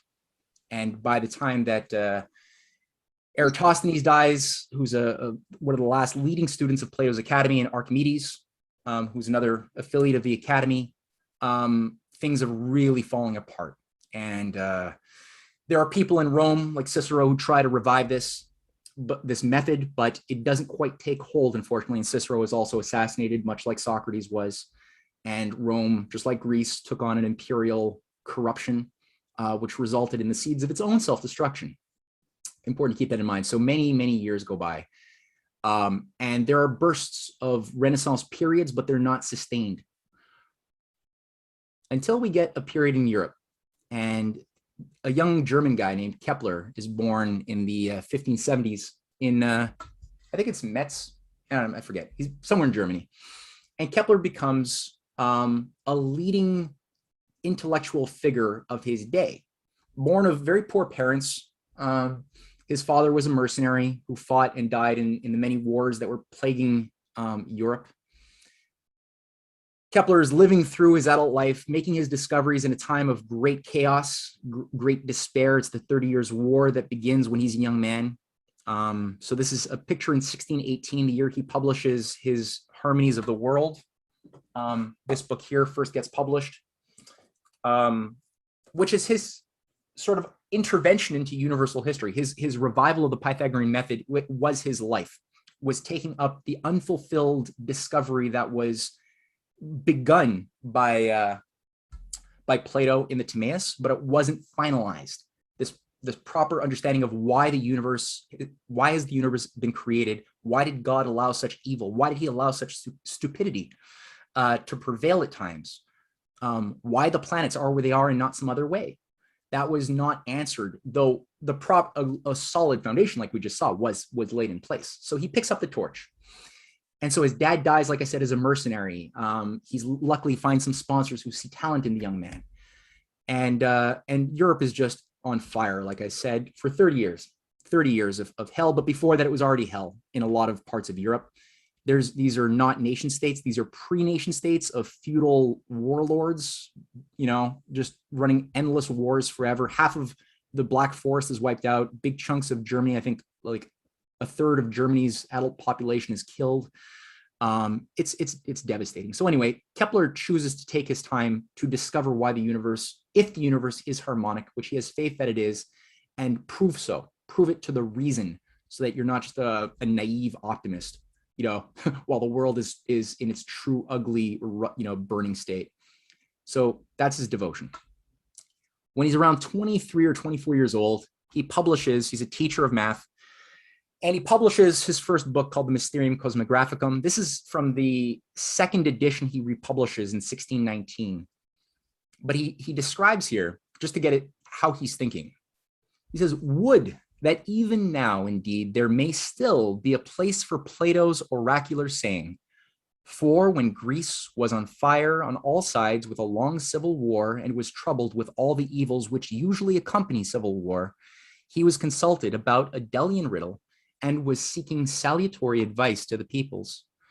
At length, he replied that according to Apollo's opinion, Greece would be peaceful if the Greeks turned to geometry and other philosophical studies, as these studies would lead their spirits from ambition and other forms of greed, out of which the wars and other evils arise, to the love of peace and to the moderation of all things. So this is like his opening remarks as he's beginning the book, right? Where he wants to put your mind, and he's living through a civil war himself, and he's making a point. This is what it's all about. And he points out in the earlier 1595 edition, it is my intention to show in this little book that the most great and good creator in the creation of this moving universe and the arrangement of the heavens looked to those 5 regular solids, which have been so celebrated from the time of Pythagoras and Plato, down to our own, and he fitted to the nature of those solids the number of the heavens, their proportions, and the law of their motion. Now, Kepler is generally known for his 3 planetary laws, okay? That's usually what he's known for. You're taught his name in school, you move on. 1, orbits are ellipses, equal areas, equal times, and there's something to do with a relationship between the average distance of the planet from the sun and its period, cubed to the periodicity of the planet's orbit as a whole, squared, right? We're just told that. Move on, use the mathematical formula, describe it, tweak it, whatever, apply, but there's nothing more to it. I know at least I didn't get any original Kepler writings when I was in school. Kevin, you're a math teacher. You ever get any original Kepler in school? Nope. Yeah, tragic. So this is the thing. This is beautiful. So if we actually look at, well, where did these were the consequence of decades of thought and labor and work, right? What was the seeds that produced the branches that we call these formulas? It is inextricably linked to his beginning hypothesis, which is expressed here in the form of, as he mentioned, the Pythagorean Plato method of using these solids. What you have here is Kepler's first model of the solar system, trying to find a rational, beautiful explanation for the solar system and the positions of the planets around the sun. Why are they where they are and otherwise? And keep in mind, this is already controversial just because it wasn't commonly accepted to embrace the Copernican model, which placed the sun at the center. At the time of Kepler's writing this, that was still a highly controversial thing to do. Yeah, that didn't make you popular, or it didn't win you favors in academia, but he did that. So that was already courageous enough. And he says here, he describes it. He says the earth is the circle, which is the measure of all. Construct a dodecahedron around it. The circle surrounding that will be Mars. Round Mars, construct a tetrahedron. The circle surrounding that will be Jupiter. Round Jupiter, construct a cube. The circle surrounding that will be Saturn. Now construct an icosahedron inside the earth. The circle inscribed within that will be Venus. Inside Venus, inscribe an octahedron. the circle inscribed within that will be Mercury. And what you have there is the outer shell on the bigger part. So the widest one there is Saturn inside of the, or outside of the cube. And then inside that, you have Jupiter. And inside the tetrahedron there, you got another little shell. And then you have the dodecahedron, right? So he's placed them all within. And then you got a zoomed in version on the right showing you the dodecahedron. And then you have Earth inside the dodecahedron. Inside the Earth, you have the icosahedron, which is, again, it's there for a reason. So the question is did he just make these for any old reason? Because honestly, they is it random? Why would he place them where they do? Why not have the square inside of the dodecahedron? Why place them the way he does? And he does have a reason. So from his book, from the Harmonies, this is one of the drawings that he commissions to get across what is the relationship of these solids to each other. And he says that, he points out that there are what are called duals or sister brother combos, right? Where inside of the square, if you take the center points of the square, the 6 faces, and connect each of them, you get an octahedron. That's its dual. Inversely, if you take the octahedron, or okay, let's just stop there. And then if you look at do the same thing to the dodecahedron with the pentagons, take the center faces, you get an icosahedron. And for the tetrahedron, that's a little bit funny because if you connect those centers, it's a dual of itself. And this one is a more recent, obviously, right, recent drawing where if you take the center of each of the faces of the octahedron, you also get a cube. So it's not just the octahedron inside the cube, but it's also the cube inside the octahedron. And you see the same relationship for the icosahedron and the dodecahedron, right? So that's interesting. That's very interesting. And one thing about the duals is that where I should have written this down, but where there are, well, I mean, how many faces are there for the octahedron? Everyone can be off of mute if there's no noise around you, by the way. I don't mind. 8 faces? Yeah. And I guess the name kind of gave it away, right? But so where there's 8 faces, how many vertices are there in the octahedron? 6. Yeah, 6. So that's the inverse of what we see with the cube, which has 6 faces and 8 vertices, right? So it's a literal mirror image. And you'll find the same thing. I'm not going to ask you to count them right now, but with the dodecahedron, it has 12 faces and it has 20 vertices. And with the icosahedron, it has 20 faces and it has 12 vertices. So again, an inversion, whereas the tetrahedron is 4 faces, 4 vertices, and its dual also has the same. So in the course of doing the work, Kepler came pretty close to something of a discovery, but it wasn't quite a discovery yet. But if you look at just the rate of error, because the data he was working with, he discovered was too flawed. He was working with a lot of the ancient data from like even Ptolemy, and a lot of it was just obsolete data. And when he discovered that, he was like, okay, I gotta figure out something new here.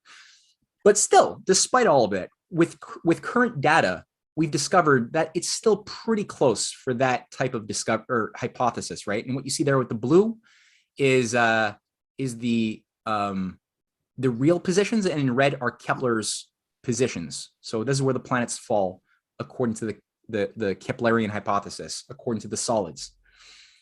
Of course, at the time, he still didn't know that the solids were elliptical. He didn't know about the equal area, equal time. This is before his 3 discoveries, right? So he still was operating on the circular orbit hypothesis.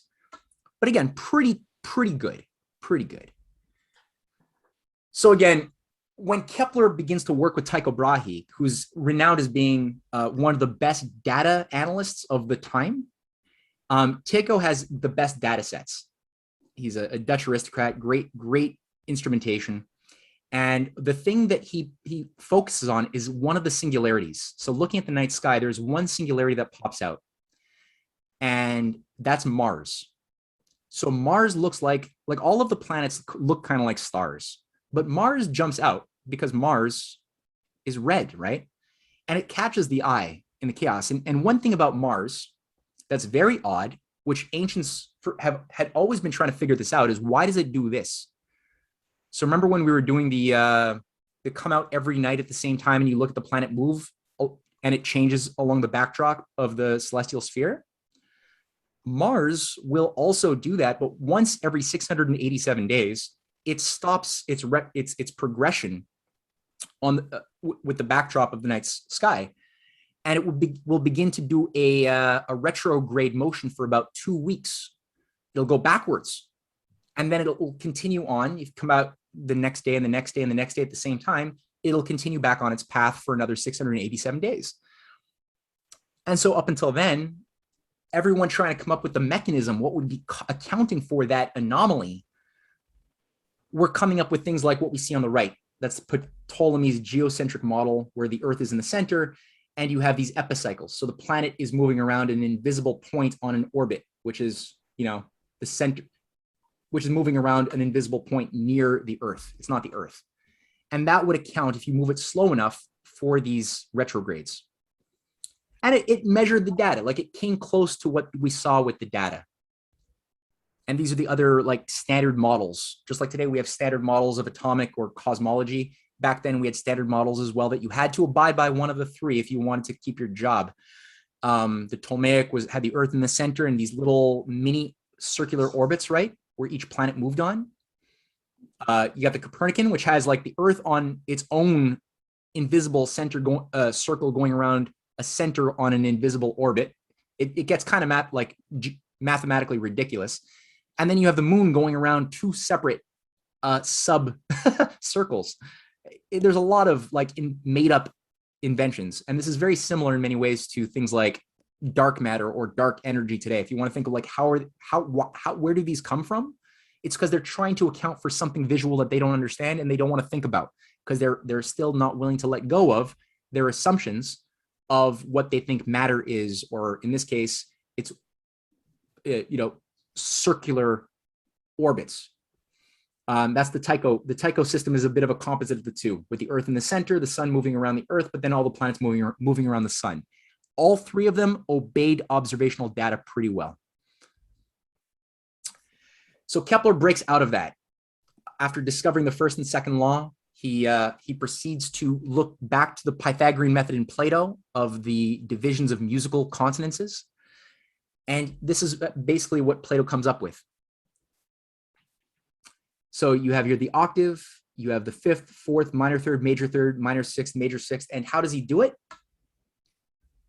He does it in the following way. This is the last thing I'm going to show as far as Nice. okay. Can people see my my screen here? Yes. Yeah. Okay. Do you see a messy screen that I was writing on before? Yes. Good. Okay. If people have to go, feel free. This is going to be about another 40 minutes, just so you know. But I just wanted this to be all in one place. And I apologize if this is going on a little bit long, but I promise this is there's a lot of value here. So in the Keplerian system, you have your chord. When he divides it, what he's doing, he takes the original chords we were looking at, the harmonic division, which is in this case, it's actually between half and a whole, it's 3/4. Between half and one, the harmonic division, so that's the arithmetic, the harmonic becomes 2/3. So this is the fifth, that's the fourth. But the way he's getting at that, what is he doing? Is he saying the chord itself is an expression of a circle. The circle itself is the expression of God and man. And if you cut the circle in half, where you go from unity to plurality, you get here 1/2. So the circle becomes, if you pull out the circle, that becomes your chord, right? Of 1.5. So that's where this came from. And then he makes a point. If you just continue to make divisions, which anybody can make these using a compass and a ruler, you can get certain fractions that arise. Like, for example, you can listen to the sound of a triangle. The sound of a triangle will be the effect of this type of cutting of the circle and then the unrolling it into the form of a string with two fractions we just created, right? You can also construct a square, which gives you 1/4 and it gives you 3/4, right? Within that same circle, that same string, you can, with the golden section help, you can construct a pentagon, which gives you 1/5 and it gives you 4/5. And you can listen to the resonance. You can listen to the sound of those divisions, of the sound of the pentagon, and hear what does it sound like to the sound of the square. And you could do the same thing to the hexagon, right? Do the same thing and you get other fractions like 1/6 and you get 5/6. If you try to do the pentagon, the 7-agon, that becomes difficult. And it actually, Kepler points out that the reason why the 7-agon is inconstructible from two-dimensional space has a lot to do with why he finds it reasonable to say it is also not harmonic. It doesn't sound great with other notes because he says the mind of man cannot construct it, though it can construct everything else, which is an interesting theory. And lastly, the octagon gives you both 1/8. It also gives you 7/8. It also gives you 5/8 and 3/8. And the 9-agon, also, unfortunately, rather inconstructible from the two-dimensional space. You got to go through another place to get it. So we have here basically the shapes or the fractions that Kepler uses to plug into his string. And if I actually had a proper monochord here, we could construct it, calculate the distances, do all that good stuff, and actually listen to them. Unfortunately, I don't have that. I'm sorry.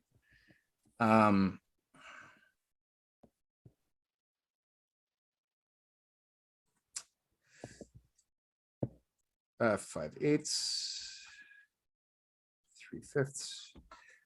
And so right there, Kepler is already building up this the most reasonable expression of a musical scale as we've yet seen. He goes on to develop, to figure out where does the 2nd and the 7th go. That's not in this first step, that comes later. We're not going to go through all that right now, but I just want to give you a sense that it is the sound of these shapes that gives us a reasonable reason why consonances sound good and dissonances don't, because of the fact that the mind does not actually, it is not, certain things are not knowable, like the 7-agon, and thus he's like, that's a good reason why it's also dissonant, because the mind cannot construct it. So there's already a subjective, objective wall breaking down.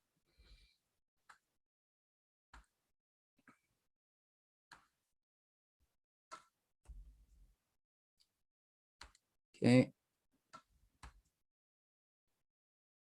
Display settings. I don't know if I have to do this every time. Okay. So finally, Kepler demonstrates by 1619 that there is indeed a harmony, that because he's proven that the orbits are all elliptical, that there's a slowest and a fastest, a minimum and a maximum position in distance and in speed of each planet around the sun. He's able to then find the moments using his first law. So his first and second law that he did were ways to get at ultimately the solution, which is his third law, that at the closest aphelion and the furthest aphelion and the closest perihelion. I feel like I'm mixing the two up. Anyway, you have the minimum maximum distances, the speeds. You have then relationships, proportions that are created. Whereby in Saturn you get a 4/5, a major third within the G scale. With Jupiter, you look at the closest and furthest speeds, and you get a minor third. Within Mars, you get a diapente, the fifth 2/3. Earth, you get a 15/16, a semitone, and then you get a diesis, 24/25 for Venus, which is almost like a circle. And then with Mercury, it's got a big eccentricity. It's a big extreme ellipse, and that's 5/12, a diapason and a minor third. And again, that's an image of equal area, equal time, right? So you're getting the same area swept out at the closest and at the furthest distances, where it's moving slowest and fastest of each planet. The area is the same for all planets. And ultimately, Kepler's final model of the solar system that his third law emerged out of is the following. And I hope people have new respect for his third law. And he writes, now 18 months after the first light, 3 months after the true day, but a very few days after the pure sun of that most wonderful study began to shine, nothing restrains me. It is my pleasure to yield to the inspired frenzy. It is my pleasure to taunt mortal men with the candid acknowledgement that I am stealing the golden vessel of the Egyptians to build a tabernacle to my God from them, far, far away from the boundaries of Egypt. Whether it is to be read by the people of the present or of the future makes no difference. Let it await its reader for 100 years, if God himself has stood ready for 6,000 years for one to study him. So unfortunately, Kepler does, in his lifetime, people do not understand what he did. And we had to wait more than 100 years for people to properly understand what he did. And Robert Moon was one of the few people who picked up the torch. And like I said, when he in his old age read Kepler and read Plato's Timaeus and looked at the periodic table and his own work on atomic chemistry, he was able to generate something new, which is, again, what we've been touching on. And in his model, what he came out of, what he produced as a first step, it's like a Timaeus type of first hypothesis, but it's fruitful, is a nesting of the solids according to the dual nature of the solids. He leaves out the tetrahedron because it's a little bit of an anomaly, being its own dual. That came later from one of Dr. Moon's followers, who later found a way of fitting in the tetrahedron. And how does he do it? He basically says, if we assign the filled in, starting with the cube at the beginning, assign each of the vertices to be the positions of the neutrons inside of the nucleus of the atoms. Whatever the neutron might be, we don't know what a neutron is, but let's say we say that it's not just occurring any old place, but there's specific geometries in which the things inside the nucleus move, and they're defined by these least action pathways. So let's say that the symmetries of the square cube, once you close the shell, define an element. Now there's 8 vertices to a closed cube. So what element corresponds to the number 8? Anyone? Anyone remember your chemistry class?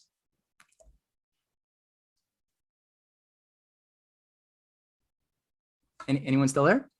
Sorry, I missed that. Oh, I said what number corresponds to the number 8? Carbon. Is it? Oxygen. Oxygen. Okay. Oxygen. So you got oxygen would be the first one that fills in the cube. And then if you continue going up, what you then get, if you add the octahedron to the cube, you add then 6 more vertices and you get 6 plus 8, which brings you up to 14, which is silicon. And if you add another shell of the icosahedron on top of that, you add 12 more vertices, and then that gives you iron. That's 26 now. That's the atomic number. And then you add the last shell, the dodecahedron, that gives you another 20 vertices. That's 20 plus 26, that's 46, that's palladium. And then after palladium, you start getting into silver. So he says that there's certain interesting anomalies that then begin to occur when you do this. One of which, one of which is that we find that the abundance, if you look at the abundance of the chemical elements in Earth's upper continental crust, and also if you look at the abundance of elements we found on meteorites, we start finding that there's a high degree of maximum singularities amongst those that fill the shells. Oxygen being the most abundant, silicon being the second most abundant, iron being the third most abundant, so already the first 3. Palladium is near a minimum. It's not at a maximum, but the minimum are also singularities that the mind has to keep in mind, like I said. So that's also just interesting that we find that. If we look at it in another way and we look at the magnetic susceptibility of the different elements of on the periodic table, we find again, oxygen existing at a maximum spike.